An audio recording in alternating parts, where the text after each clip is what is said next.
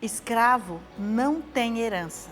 Nós estamos no nosso 18º dia do nosso estudo sobre o planejamento. Nós estamos organizadamente fazendo esses estudos para ganhar conhecimento das razões pelas quais nós estamos, onde nós estamos e por que nós estamos neste lugar emocional, neste lugar nas nossas condições financeiras, nas nossas condições espirituais.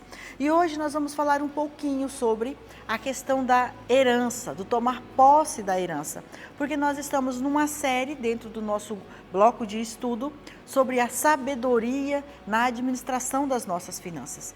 E essa parte da herança é muito interessante porque há algumas condições para nós termos herança. Mas o fato é que escravo não tem herança.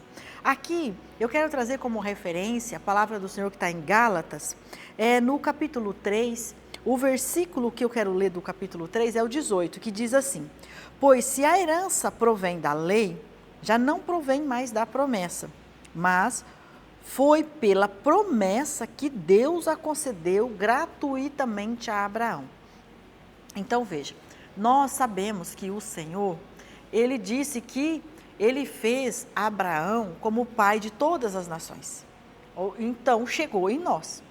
E se Abraão, ele teve essa promessa de tudo, de um Deus que é dono do ouro e da prata, e aí, então, chega até nós essa promessa. Mas, continuando a leitura, ele vai dizer, aqui já no capítulo 4, que a promessa, ela não é para herdeiro menor, porque herdeiro menor, ele não pode tomar posse de promessa, ele precisa de um tutor ou de um administrador.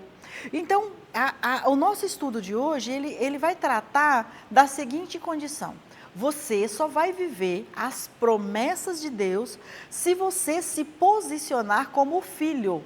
Por quê? Nem na condição de escravo, porque escravo não é herdeiro, escravo não tem direito, veja, ele mora com o dono. Ele mora, pode até morar no palácio junto com o rei, mas ele não tem herança. Ele só é um trabalhador, só é um servidor. E o que acontece com o filho menor? Embora o filho menor seja herdeiro, ele também não pode tomar posse, porque ele não tem condições de administrar.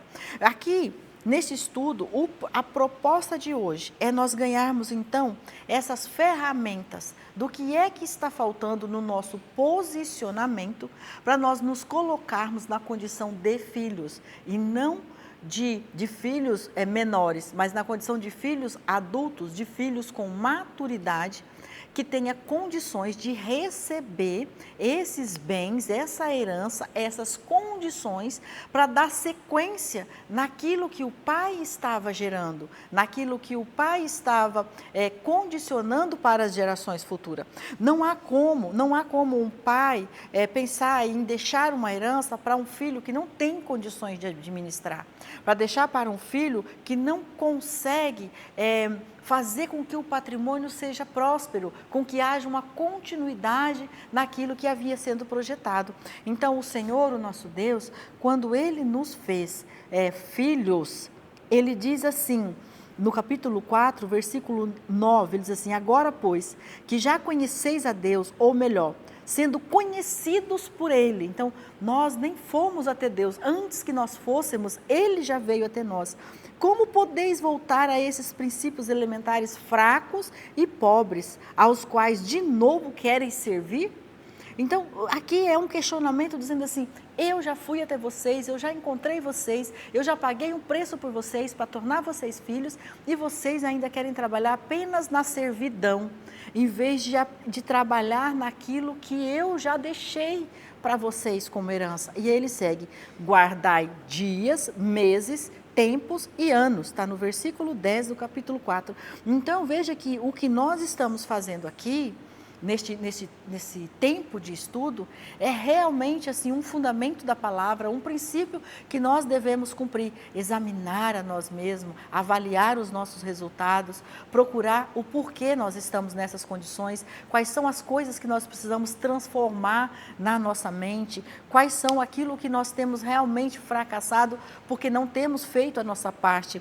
E ele segue ainda: temo que eu talvez, tenha trabalhado inutilmente para convosco.